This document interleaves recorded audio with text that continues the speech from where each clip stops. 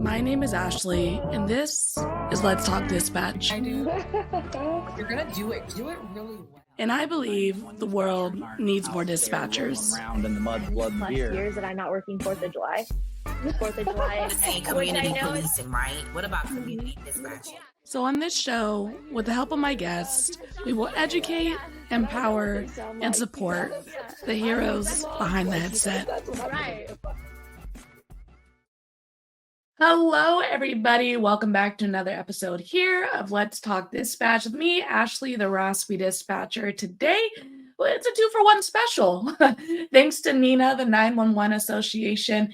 My guest today, Katie, who is the EPRC PSAP Program Manager, as well as Stacy, who is the EPRC Commercial Program Manager. And we worked really hard before this episode so I could get those titles correct. And we're going to talk more about what they are, what they mean throughout the episode. But these two wonderful ladies have over 40 plus years experience in the PSAP world. And Stacy is familiar if you folks have been watching Let's Talk Dispatch from the very beginning. One of my very first episodes of this podcast featured Stacy. So thank you so much, Stacy. I'm excited to bring them on for you folks, talk about their journeys, and talk about an awesome new service that NENA provides to dispatch centers across the state. I know it's awesome because I've used it. So let's bring them on. Hi, Katie. Hi, Stacy. How are you guys? Hey, Ashley. Hi there. How you doing? I am doing well. Like I told them before, we worked really hard to get your guys' titles correct with all the acronyms. It's so good to have you both on. And Stacy, as I said before, you were one of the original episodes of Let's Talk Dispatch. And I was a guinea pig. and look at us now. Look how far we've come. I know. You're a celebrity now. Oh, stop it. It's true, you are. Oh my gosh, you guys. This is the real reason I do this show, just so I can get compliments. Well, tell us a little bit about yourselves and your journeys in, 911, how you got here. Katie, if you want to start us off. Sure. Yeah. So, well, I work for NENA now, almost a year. It'll be a year in April. But before that, I spent 16 years in the PSAP. I started my career in Grand Junction, Colorado back in 2007. I spent about 3.5 years there before coming home to West Michigan, where I worked at Kent County Sheriff's Office in the Grand Rapids metro area for the last 13 years. So I've, done all the things. Dispatcher, we were in Grand Junction, the inaugural incident dispatch team that they had out there, CTO, I've done policy review, shift supervisor over training program. So I'll touch a lot of the pieces in the PSAP, but really excited to be doing what I'm doing now because I still feel like we get to help dispatchers do their jobs better, but from a distance and kind of get to do more of a widespread kind of approach. Awesome. Very cool. Stacy? Yeah, so I started in 97, way back on cards before my agency didn't even have CAD when I started. Like, that's crazy, right? Your listeners are probably like, no, thank you. No, like, half the time I can't even find a pen or a pencil in my center. Like, I couldn't imagine. Right. Yeah. When we got our first CAD, I was like, there's no way I can type into a computer faster than I can, write up 3 cards for police, fire, medical. But so started in 97. I did almost 24 years in the PSAP. Christmas Day of 2020 graveyard was my very last shift. I left. I know, but how I worked Christmas, right? Yeah. I mean, I could have made Christmas Eve my last day, but worked Christmas. Your people appreciate you for sure. I love them. Yeah, the people is the best part. But I left, went and worked for a couple of vendors, as you know, and then I came over to NENA just at the beginning of this year. So kind of cool journey of, I also think, like, for listeners to like Katie's story and my story, seeing that like there's these other options that the PSAP can lead you to, but you're still, like Katie said, contributing to the mission. So yeah. Awesome. I do love that. I mean, one thing, obviously, the world needs more dispatchers, of course, but there is life after dispatch, and we want to talk about that and highlight that as well. And that's one of the awesome parts about this podcast is it shows people the options out there, the organizations to look for careers they might not have thought to check that job board, you know? Yeah. And I think, like, sorry, off topic, but I think that a lot of times, like, you want to contribute so much, right? And so you think that being a dispatcher is the only way to contribute. And I mean, Katie, I think you said it perfectly, right? You still are getting to be part of the mission and help in a different way. So if that is where your heart lies, it's not like you just have, if that becomes not an option for you, you have this other area where you're still part of it. Yeah. No, it's still true. And, you know, we need to empower our people to take care of themselves. And when this isn't for you anymore, like, that's okay to move on and find something different and find something that still speaks to, you know, your why and your mission and the things that you want to do to support this very specific community. And you folks at NENA are certainly doing some awesome things. Katie, what was it like for you in the beginning, you know, getting into the dispatch world?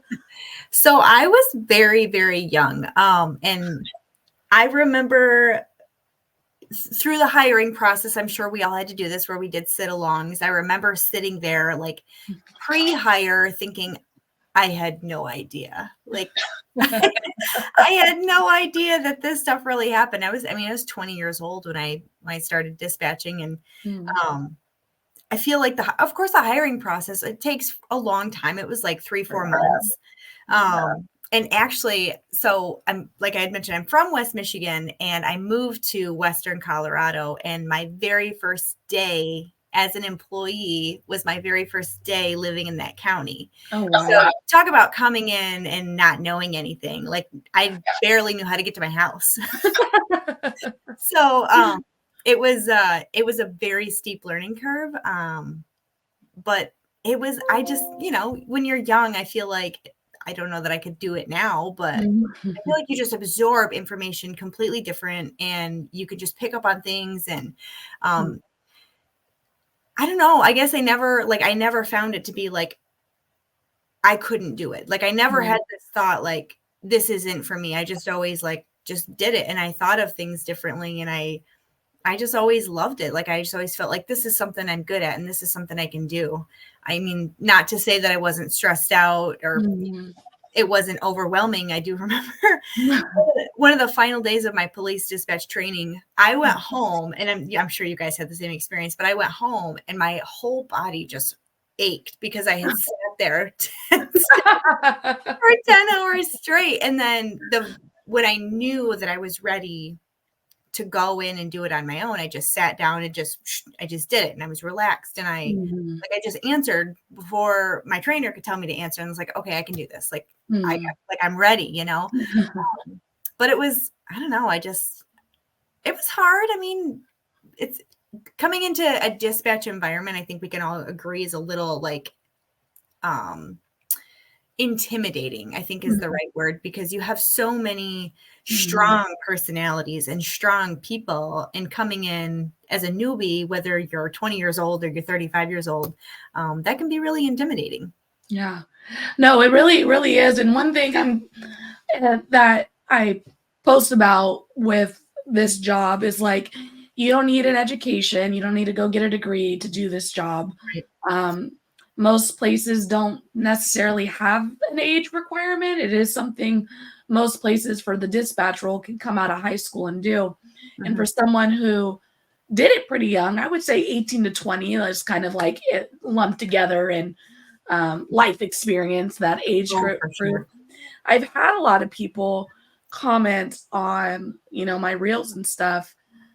Like, I don't want to hire 18-year-olds. They're too young. They don't have enough life experience. I don't agree with that sentiment. I would agree with you, and I would disagree with that. Yeah. Yeah. What would you say for folks who are feeling that way about hiring younger people, as someone who, you know, got into it at that kind of age group that some people don't agree with doing this?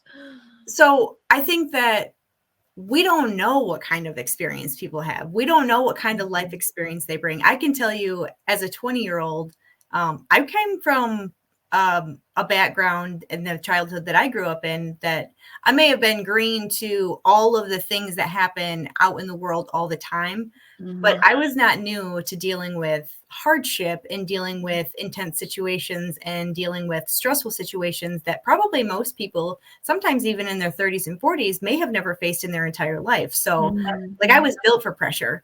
So I think it's unfair. Yeah, well, and we're like kind of cutting ourselves off at the knees if we're saying, well, we're not even going to give them a chance because they're young. Because your best employees might be a high schooler that you hired. In fact, at the sheriff's department that I came from, we hired a girl fresh out of high school. They had a really cool like technical program. It's like a job prep program where it's like those are becoming more popular. And they would bring dispatchers or high schoolers through our dispatch for like an internship, if you will, while they were still in high school. We ended up hiring a girl and she was one of the best dispatchers we had. So I think you're limiting yourself if you're excluding an entire group. Yeah, I agree, Stacy. And I was just going to say, I would just add, that's where like mentorship comes into, right? Because I know that sometimes in dispatch, you feel stuck when you have been there a while, right? Like what a great opportunity if you're feeling like kind of like maybe you don't want to promote or maybe there's not a promotional opportunity. Like that Katie said, they hired that young girl. What a great opportunity for one of the more senior dispatchers to experience like the sense of fulfillment that like being in, like it gives. I'm getting goosebumps, you guys, like legit.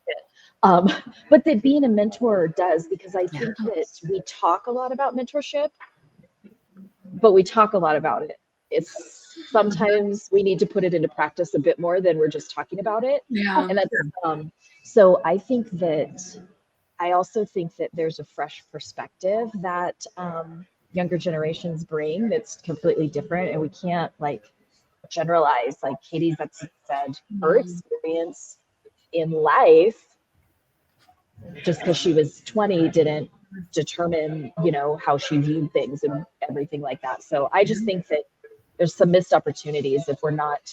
Plus, let's talk staffing, right? I mean, that's gonna be my next point. And if we're talking about a staffing crisis, and we're not talking about it exists, I don't mean it that we're just talking about it, but like there's a staffing crisis. So if we have people that are eager, that want to contribute, that meet the requirements, I mean, if the age is the only disqualifier, that just seems like a little crazy to me. That I mean, I was 23, so I was a little bit older, but that's still some people consider plenty young, right? Yeah. And so yeah, I just think that maybe like flip the script a little bit, look at it differently. Yeah.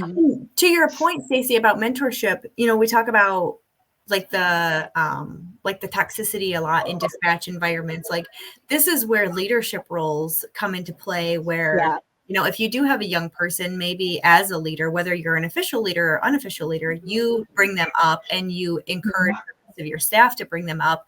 And if it's your staff that's the problem with the young person, then that's also a leadership issue that needs to be addressed, in reverse. 100%, right? Because I know, I mean, and maybe it's different where you guys worked, but I know a lot of times those trainees, they're, like you said, Katie, it's a tough environment to come into. So those trainees are a lot of times we want them there. We're like, yes, we got some new hires. Hopefully that means less overtime. And then we treat them poorly. Like I don't want to stay anywhere where I'm treated poorly. Right. But when I was 23, I was like, okay, I guess when they hold up the card and say, who's 876 and yell it across the room, I just say me and don't make that mistake again. So I think it's just a weird thing that happens, these are literally the people we should be embracing and like loving on, and we treat them poorly, and then they don't want to work there, and then we complain about overtime. Like, you can't have it both ways. Well, a lot of times these young folks are the ones that come in and they're like, I want to work as much overtime as I can. Like, I was that silly person when I first started. But and the thing about like the toxic dispatch center is they're alive and well. I mean, last week I got a message from someone in training, and they were like, "Is it normal that my trainer doesn't talk to me at all?" And it's just like, no, it's not normal. And I'm sorry that this is your experience. And you empower people to find a person that they feel comfortable communicating to, but like also they're on probation, they're trying not to get released, they're trying to not make waves, and sometimes we do have to make waves in order to make things better. But I say that from a place where I'm not on probation, so Right. I acknowledge that safety that I have, and trainees don't, and we shouldn't make them feel like they need to reach out to a stranger on the internet to ask if how I'm being treated is right or wrong. Right. Well, and the fact that they asked that question at all, right, tells you that they've probably seen that behavior. And so for them to say, is that normal? They're not sure, because maybe it is the norm where they're working. Folks, it shouldn't be. Whether it's normal, it should be normal, or not quite. Yeah. I mean, like, we're all grown adults doing a job. Like, I don't want to be disrespected, like, period, and I want to do well, Yeah, well, and that's a really good point too, Ashley, because you want to do well, but you also want your coworker to do well. And if you're the trainer, that's on you. 1,000%. So Stacy, you mentioned, and I'm sure we went over in the first episode, this is a long time since then. So you went from cards, which just gives me anxiety because that means our CAD isn't working, to the CAD world, to a extreme understanding of tech in this line of work. What does that all look like for you, looking back on like what was then and what is now?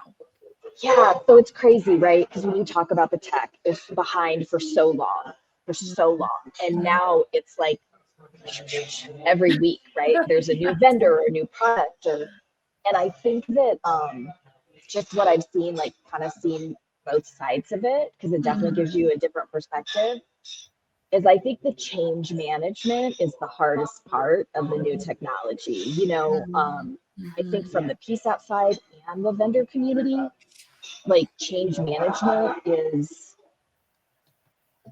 like, it's just where it's at, right? When I worked at one of my previous roles and I was doing CAD training, like that was my first role outside of the PSAP.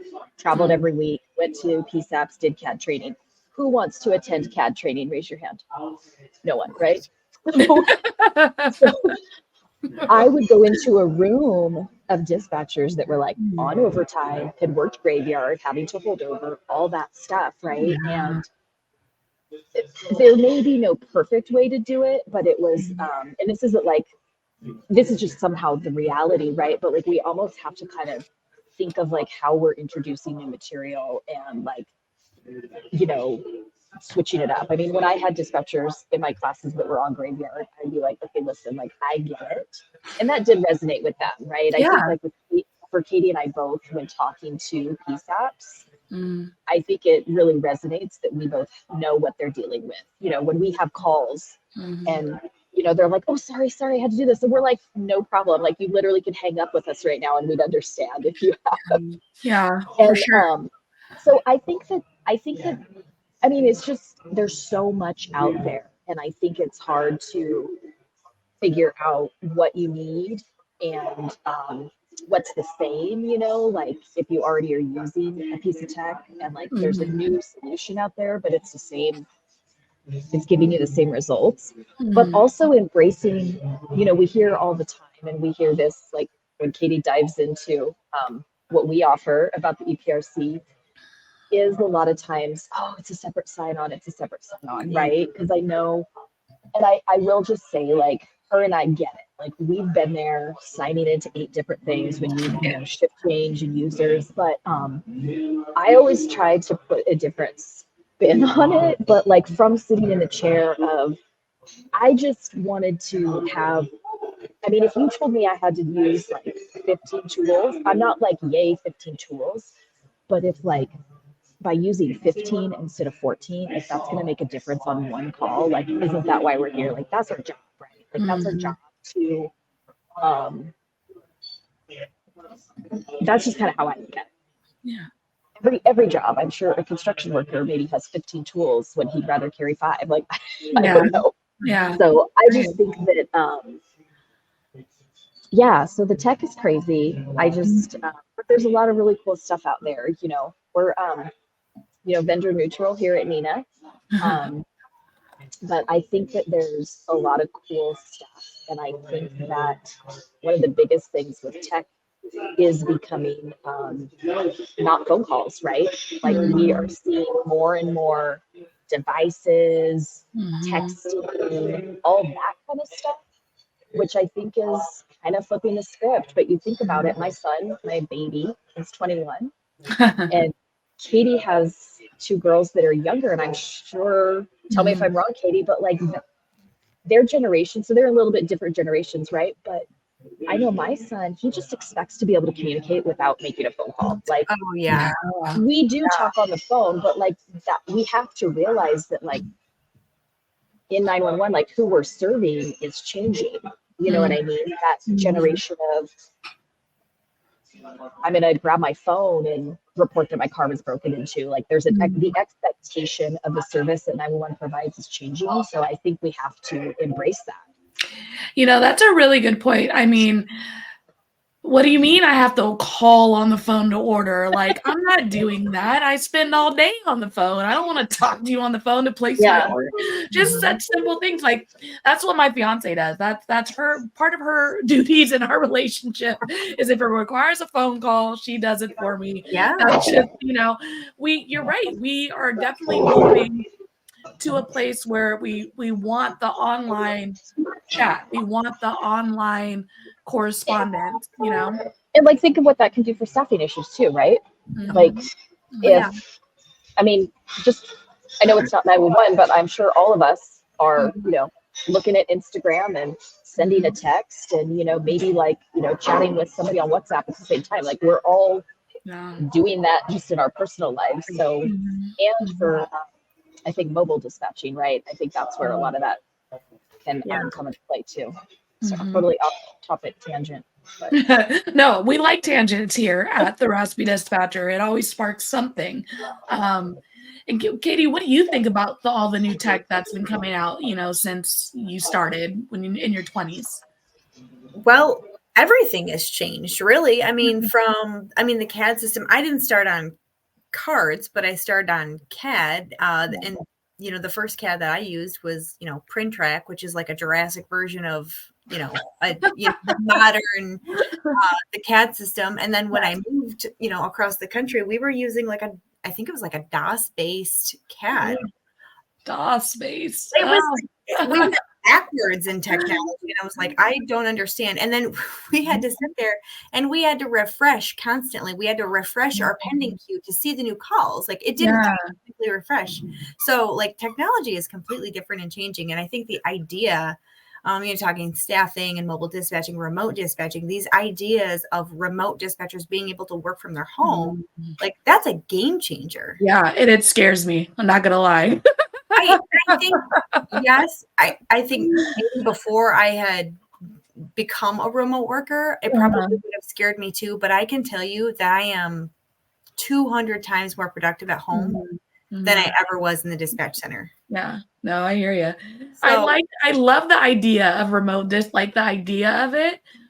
But then I think about like a hot 911 call coming in and just being able to mute and yell to the masses. And I'm like, okay, they heard me, we're going. Like doing that in my room and no one's here. I'm like, oh. And yes to that. But what do you think that they do in these massive 911 centers, like in LA or New York or even on the computer? Like, are they gonna yell across? They're doing the same thing. They're sending messages. So and I think it's all in I think the people I've talked to or sessions I've seen at conferences talking about it, they have certain parameters. Because one of my big questions about the remote dispatching, I think this is near to all of our hearts, is the wellness part, similar to what you're saying, right? If I take a tough call, now obviously there's those small centers where you're the only person, even when you're in the PSAP, right? But if I take a tough call, like where I worked, we're all in the same room, like what we're just talking about. And I Mhm. know my supervisor, or as a supervisor, when my dispatcher system call, I'm going over there checking on them. So that was one of my biggest questions. And somebody that had presented about the remote dispatching said they have like triggers and stuff set up. So like if Katie, if you were dispatching at home and like whatever the call was you routed, like triggers like that, right? Like based on the call for service, that would trigger you, Ashley, like in the PSAP, like to reach out to Katie to. Mhm. So there's like, Very cool. I don't know Very how cool. long it's done, but it Yeah. can be done. So I think that's cool too, like different ways of using that technology. Yeah, no, I like it. I love tech. I love new stuff, which is what we're here to talk about. You folks are spearheading this EPRC with NENA. I'm sure there's other folks involved, but you guys are working with PSAPs and non-PSAPs. Tell us a little bit about this new tool that's available to us. So it's really cool because it's new, but it's also not new. So NENA has maintained a PSAP registry for like 20, 30 years. And it's all been in what they would call a tabular, like a spreadsheet type of format. So it's always been reliant on PSAPs offering their information, right? So just providing it. They've never had anyone until Stacy and I really on staff doing active outreach and saying, okay, we need this information updated. If people are going to use this, if people are going to, make this their source of information, it's got to be right. The information is only as good as it is updated. It's only as good as it is valid. So they brought Stacy and I on. My role as the PSAP Program Manager is I work with the PSAPs and the 911 authorities to help with integration, adoption, utilization, training. It's so exciting to me when I get on a call with a PSAP. I'm like, one of the things I always say is, okay, tell me how familiar you are with the EPRC, like when you intro it. So many of them, most of them say, I've never heard of it. And I'm like, great, that's a great place to start. Because I'll tell you, I honestly didn't even really know what it was prior to coming on staff here. And when they showed me, I was like, where has this been? Why didn't I know about this? It's exciting for me to be able to share something so valuable and so important with PSAPs because it's like I've said this before about other things, but it's a game changer to be able to quickly look up the contact information for a PSAP anywhere in the United States. You can look up by a civic address, a common name location, like a point of interest or a business, longitude, latitude, which is like one of my personal favorites because how many times are we pinging cell phones, folks? And then, we're also adding in starting on Monday, which will be I think it's the 18th. I don't know when this is going to be broadcast. We're going to add the ability to search by what 3 words, which is becoming more and more popular in the United States. So you can look up all of this information. It'll provide you the contact information with the PSAP that serves at that address, a 10-digit number to transfer your caller to, and a lot of other information that may become valuable to you. I'll let Stacy talk about more of like the non-PSAP side and why people may need to access the EPRC that weren't a PSAP. And before we dive into that, one thing, just for the education piece for folks who are not in 911 who are listening to this, which they may or may not be aware of, is when you dial 911, you're going to hit your local agency's tower. So if your mom calls, which this happens, I would say pretty often in our center, your mom calls, she's not feeling good, she's in Colorado, you're in California, she needs an ambulance, you guys hang up and you say, I'll call the ambulance for you, and you dial 911, you're getting California services. Right. And the issue with that is we're not all connected, right? I'm not able to just go, oh, Colorado, yeah, we're going to send you right over to them. That's not the reality. We're not that intertwined. One day, maybe, hopefully. But at this point, we're not all connected like that, especially in law enforcement. I mean, there's plenty of cases where the communication is rough between agencies, right? So when you dial 911, trying to get services in another state, you're going to hit that local tower. And I want to we have no clue who to call, who services, my agency, we only dispatch law enforcement. So, if you're needing ambulance in this agency and their PSAP only just, so finding out who to call quickly because your mom is having a medical emergency is needed for the dispatchers because we want it to happen quickly. You want it to happen quickly because it's your loved one, but there is a gap that this service is helping close because we're able to locate the correct places to transfer folks to. Yeah, I think you described it perfectly. That's the example Katie and I always give when we're talking to people is, her and I are on the phone. She's in Michigan, I'm in California. And, I start having a medical problem. She can tell, maybe I start having a stroke. She can tell by my slurred speech. And I think that when we talk about 911, the public's expectation is I call 911 and I get help. And that's really all that's all they're required to know. They shouldn't have to have an education in 911. We're here to help them and we need to know what to do. And I think,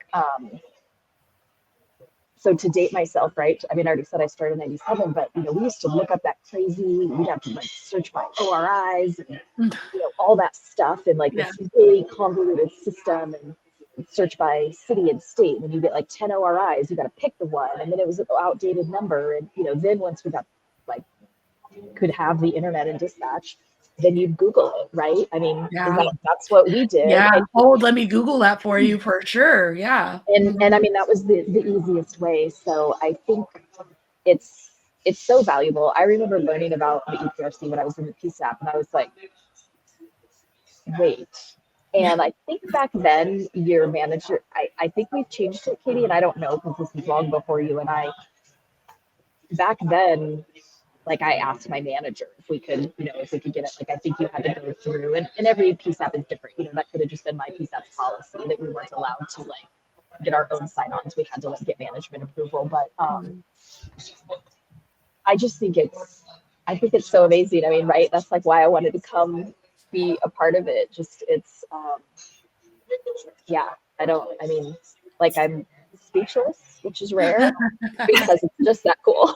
It really is. And so, Stacy, you work with the non-PSAP aspect of it. And for folks who aren't familiar with, the language PSAP, non-PSAP, PSAP is just, the 911 where 911 calls flooded. And those are communication centers, dispatch centers, law enforcement, fire, medical, depending on what it looks like for your agency. And that's who Katie works with.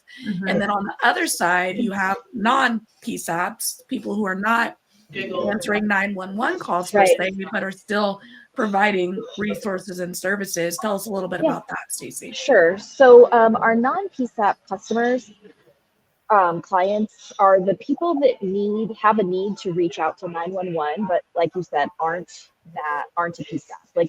A great example would be telehealth providers and 988. For example, I think we've all become much more familiar with telehealth. I know it's my preferred method. And a lot of times people will call telehealth, for example, those are the people that should call 911, right? They're like, oh, I think I'm having a heart attack. And they reach out to telehealth because they don't want to bother anybody. Yeah. And if telehealth determined they needed an ambulance, well, now we're back to maybe telehealth is in Nebraska and this customer or, the telehealth client is in another state. And how would they know how to get an ambulance person? Maybe they're like, we've determined your symptoms. You need an ambulance. Do you have somebody that can drive you to the hospital? Or you need, what? I obviously don't know what they're. I'm sure they have, essentially, checks and balances they go through. But that's just a great example of a customer that would use they have a legitimate need to be able to contact a PSAP on that 24/7 number, to get somebody help from 911 where that person can't dial 911 and they're that unusual call transfer. All of our non-PSAP users, they're all bound by a licensing agreement, which limits the use of the data. So I know that's a common question PSAPs have. It's is my data still safe and secure? And they're all vetted by NENA. They have to have that legitimate reason for needing to contact the PSAP because that data is precious and we do protect it. Mhm. And they're all vetted by us and bound by that licensing agreement, which limits their use of the data. And actually, one of the really exciting things about our new 2.0 update that we're doing, that we're launching on Monday, I had mentioned before, is that we have actually separated what they're able to view in the portal. So those non-PSAP users have a very scaled back, a limited view of Just what they need. what they can see. So we've determined that what the PSAPs need is a lot more comprehensive than what a non-PSAP user might need. So some of the non-PSAP users, like you said, 98, telehealth, railroads, pipelines, like people that may have emergencies all over the country, but can report it just by calling 911. They need basic information, phone number to the PSAP, name of the PSAP. It's really quite scaled back from what you can see today. And right you know, yeah, and that is, you know, one thing when we talk about new tech, and even as basic as a database to find where we need to send people, that is something that callers have questions about, dispatchers have questions about. It's just like, I think an example is, you know, when we're talking about bringing like the FaceTime aspects into our centers, right? It's just like, how are we protected? You know, so the fact that NENA recognized, you know, for sure, that is protecting the PSAPs and is launching this new layer to this on Monday in order to, you know, provide need to know, right to know, you know, type of situation with the non-PSAPs. And I think everybody that approaches us, we also can determine if that's not a good fit, right? Like it's not, you know, we want to provide this for what it's intended for, not just for anybody that asks that wants to participate. You know, it really is, you know, and I think like with any business, right? Like, I mean, that's really how you should, I mean, we're not a business, but when you're, you know, everybody it needs to be a fit for both sides. You know, we're not just trying to get, you know, offer something to everyone. It has to be, we have to see it as a fit for their needs as well. Awesome. And so, you know, how does a center gain access to it? You know, everyone's listening like, oh my gosh, this is a real thing. How do I link up with NENA to get a login, to get a demo? We expect our email to blow up. That is correct. I hope it does. So Like what's really great is that you don't have to, I mean, unless there's a center policy that dictates you shall only, you know, request access for things. We welcome anyone requesting access. You can be a telecommunicator, you can be a dispatch supervisor. If you're the PSAP manager, all the better. Let's talk and make sure your information's up to date too, because we want to know that people can reach you to get emergency services in your community. So we just ask that people email us. If you go to www.nena.org/EPRC, there's a tab on that page that says, you know, how to request PSAP access. And it lists the information that we need, and to just send us an email with those pieces of information. And then you'll either get an email back from Stacy or I with your, you know, some generic information on what to do next when you get your credentials. The email comes from notifications@arcgis.com. Geocom is our vendor, and they process all of those user requests after NENA or after Stacy and I go through, you know, because we also vet the dispatchers requesting access, right? So like, we're not just vetting other people. This is, you know, this just isn't public. You know, we don't allow just anyone to email us from any, you know, organization. So they have to. And I just wanted to add, because for all your dispatchers listening, and I'm sure Ashley, you'll agree with this, what else are we in dispatch? Detectives, right? Oh yeah. So don't try to pull the wool over, because you can't email us. We're gonna see how many of us we can slip through there. You know, yeah. Stacy and I did not take our detective hats off when we left. Like, I mean, are you stalking? I'm stalking. Are we looking at you, me? Who is doing this one?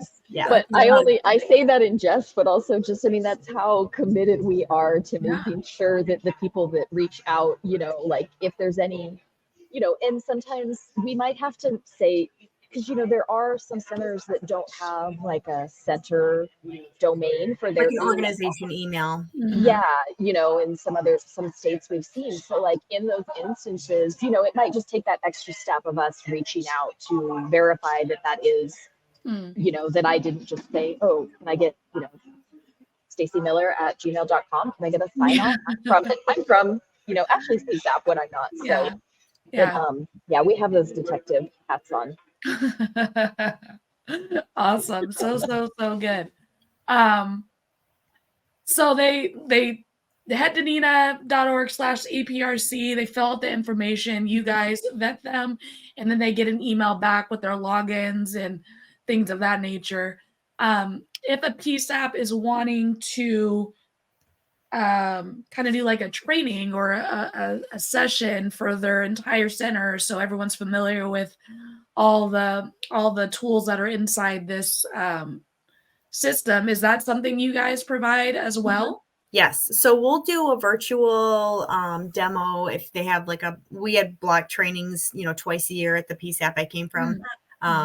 We can join in on that for 15 minutes to a half hour. That'll give us time to do a demonstration and probably field any questions that may come up. It might take a little longer than that, but 30 minutes is usually pretty adequate. One of the great things about the EPRCs is really intuitive. We recognize that people aren't going to use this every day. They may not even use it every week. So we wanted to make it as simple as possible. So yes, we will do trainings, but I think you're going to find that it's really simple and easy to use even without that. But also just a little, Stacy's going to be doing a demo in Texas at their public safety conference next month. So if you're in Texas and you're going to that, definitely drop in on your session. And I will be at the Virginia State Conference in May doing a demo and a session on the EPRC at that one. Awesome. Very cool. And then obviously we'll be at our big conference in June. And I was just going to say, like this is what we do, right? If you see Katie and I like at a conference, even if we're not doing a session or something, grab us. Like we will. I want to say, Katie, you were at NENA across from my booth. Like the more I'm staring at you, I'm like, I swear. We were booth neighbors. Yeah. Yes, we were booth neighbors. Yeah. I actually have your stickers. I've got your stickers on my computer. Oh, awesome. Very cool. Yeah. But it's just these conferences that's after I learned about EPRC, because you guys were our booth neighbors, so I went over there and talked to you, Katie. And then like the next couple, like a month later, I think my center got our access and all that. So I was like, oh, you're like, I know her. Yep. Yeah. So like Stacy said, if you see us around, ask us about it, even if it's not at a session, this is what we're completely dedicated to the EPRC. It's really our goal to make, the EPRC, not necessarily like a household name, but a national PSAP name. We want people to be able to use this. We made it, when I say we, NENA built this for dispatchers. We do have other uses for it on a very limited basis, but it is intended for and built for telecommunicators to help them in emergency call transfer situations. That's why it's free. We want to provide this resource. We're not charging people. I think that's one of the most exciting things about my job is I'm like, I'm not selling you anything. I'm just telling you about something that's really, really cool. I'm just trying to give you a login, I'm just trying. This is a giveaway. That's my job, is like giving this away for free.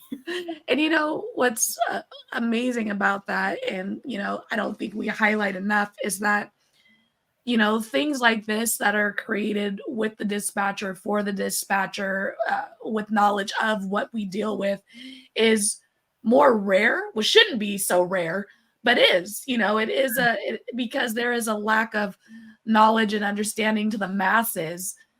Even tech companies that are making stuff for us, there's a gap, right? And what the world that we really work in dispatch in.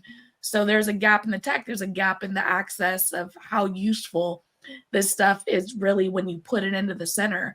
And the fact that you guys are, over 40 years of experience put together in PSAPs, have an understanding, the NENA is the 911 association. So it's for dispatchers, you know, that piece I believe is so valid and really matters. And, you know, like I said at the beginning, I've used this system before and it is intuitive, Katie, as you mentioned, and it really is something that dispatchers can really easily use to help someone who needs to get to a different location for those services. Mhm. Yeah, we talked about how, we talked about different levels of CAD and technology and stuff. And what I've told people is if you can validate an address in CAD, you can definitely use the EPRC. Yeah. It's 1000%. I like that. Yeah. Well, what is anything else you guys are wanting folks to know about the EPRC or that we haven't covered, that we haven't, talked about? I think the only thing that I would leave with dispatchers is if you're already using this, great. Tell somebody about it who's not using it. Tell somebody about it who has never heard of it. Share it. We're all about, working together, supporting the 911. Help each other with this kind of thing. Share it in your Facebook groups or your whatever Instagram groups. Just Well, and if you have a cool story about how you use the EPRC, please tell us about it, because I mean, we get a lot of fulfillment about just sharing it, but I think when other people hear those stories that really resonate, I mean, it's cool, right? Who doesn't love a safe story? I mean, then it just makes it more real, right? Than me saying, I'm talking to Katie and I have a stroke. I mean, I think that a safe story is just, I love it. So if anybody has a safe story. And we've heard a couple, but we'd love to hear. And they are it makes your hair tingle, on the back of your head. When you hear these things, it's really exciting because, it's possible that in some situations they would have figured out where these folks were. They would have been able to, but also it's really highly possible that they would not have been able to get this person the help that they needed without the EPRC. And time matters. Seconds matter. That's what I was going to say. When we're talking a medical emergency, right? I mean, I always use the example of stroke because I feel like it's so, right. I did medical. And so if you EMD or medical, right? I think you did too, Katie, right? There's really only, as much as when you're experiencing any type of medical emergency, it's an emergency to you, but there's really only a handful of true time-sensitive medical emergencies defined by medical standards. And so in those situations, if you're Googling a phone number versus the EPRC. Yeah, and then you Google a phone number and you're not sure. You're like, maybe, you get a business line. Maybe, yeah. How many times have you gotten a bad phone number? Sometimes you do. You can look those phone numbers up, but you can take something that would take you 10 minutes looking it up in Google, like Stacy said, turn it into 10 seconds in the EPRC. It's a matter of typing an address and hitting the enter button. That's it. Yeah. Awesome. Such a cool service. Like you said, for the free. We know dispatch centers, budgets are real. Upgrading tech is expensive. And this is a free service that NENA is providing. And and it's not like something you have to set up, right? I mean, Katie told you, just give us that email and within, 5 business days, you're going to have access. There's nothing to download or web-based, there's nothing set up, download equipment. We don't need a rack. Yeah. Or PSAP managers out there. Well, and I think I would say one last thing for the managers and the supervisors that are reluctant to sign up for one more thing and get one more password. And, it's just a tool. This isn't required. So if you're worried about whether they use it or not, give them the choice. They don't have to sign in. We're not requiring it. I think there are some states that do actually have use of the EPRC written into their PSAP policies. But if you're on the fence about it, just give them the choice, give them the option. I like that. When it's, especially again, we're going to reiterate, when it's a free tool, you have a choice to use it or not. And I agree, Katie. There are a lot of things that we don't have choice in this line of work. We talk about policy, we talk about following certain standards, we talk about medical, and you got to ask the question the exact way it's written. Right. So when we can provide options, to dispatchers, I think it's helpful. It feels good, like if I get the choice to use this tool or not. And I think most people who are hesitant for change, when they're given the option and they dive into it a bit and they play around in it, they'll see it as intuitive. It is an easy tool to access and use, and that annoyance that we get with adding another login or adding another tool will go away, because it seems how easy it is to access. It only makes our job easier in the tough situations. So. And then for folks who do have a story of success for the EPRC, where can they send that to? Can they send you an email, or how can they get that story over to you folks? So we have a group email that'll come to all of us. So 911 EPRC at NENA.org. Perfect. And I'll include all that in the show notes, as well as the NENA.org/EPRC link. And we'll do a bunch of other little promoting to get the word out on our channel as well. Love it. Well, the last question that I ask everyone who comes onto the show is, what advice would you give someone who's considering a career in dispatch? Whoever wants to go first. I would say give yourself grace, right? Like if you're considering it, don't let the scary stories push you away if you're considering it, but also recognize when you're doing it, that if it's challenging, if it's not for you, that's okay too. And there's other ways you can contribute. I think when I started, it's an amazing career. I was a single mom twice during my career, and I was able to do that because of my pay and my benefits and all that. So it is an amazing career, but it's not without its challenges, right? So if it's not for you, or if after 10 years you say, this is amazing, like I contributed 10 years, but I'm pretty open about my wellness. I think we probably talked about it, like PTSD, PTSI, like that's okay if that happens to you. And if it's healthy for you to have to leave, there's other ways you can contribute, and don't feel like you didn't bring a ton of value to what you were doing. So that's my advice. That's amazing. Thank you, Stacy. Katie?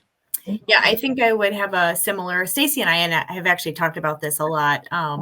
So I would have a similar message. If you think that it's interesting, check it out, give it a try. If it's not for you, it's not for you. We talk about how rigorous the training program is. It is hard. Like, go into it with your eyes wide open. There are a lot of resources that exist today that didn't exist 20, 15 years ago that inform people what the job is. There's a lot of, like you, Ashley, with this, what you're doing, like tell people what the job is, tell them what it's like.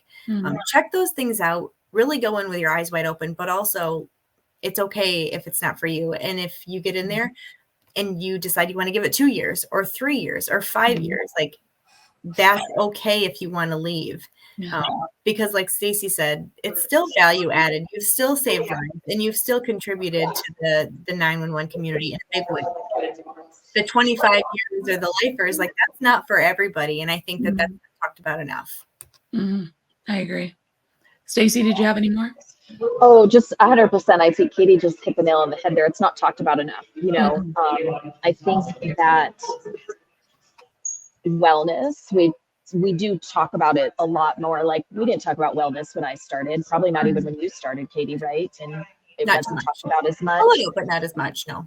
And I think it's you can't take care of and do the job well forever if you aren't taking care of yourself. I mean, it really is. One little thing I always like to say though is like everybody brings their individual experience and their individual triggers and whatnot. So also like what might be a hard call for me, Katie might not have a reaction to, and that's okay too, right? Like we don't want to swing the pendulum so far the other way that we think something's wrong with someone if what a tough call for me isn't a tough call for them, because you bring your personal experience. And I think that it's so awesome how much we talk about wellness. I think there's so many facets to it that we're always coming up with new ways to talk about wellness and like what is, you know, everybody's triggers. So Yeah. a lot to be done there, I think. Yeah, 1,000%. And we, you know, we talk about needing more dispatchers, and we want folks to be happy in this career. But if you only going to give 2, 3, 4, 5 years, that's amazing. You know, and I agree with you folks that we need to validate that a little more, because for those 2, 3, 4, 5 years, you're decreasing our staffing shortage. And, you know, spending that long at any job is you know, this day and age is a long time. Right. And there's nothing wrong with leaving after X amount of time.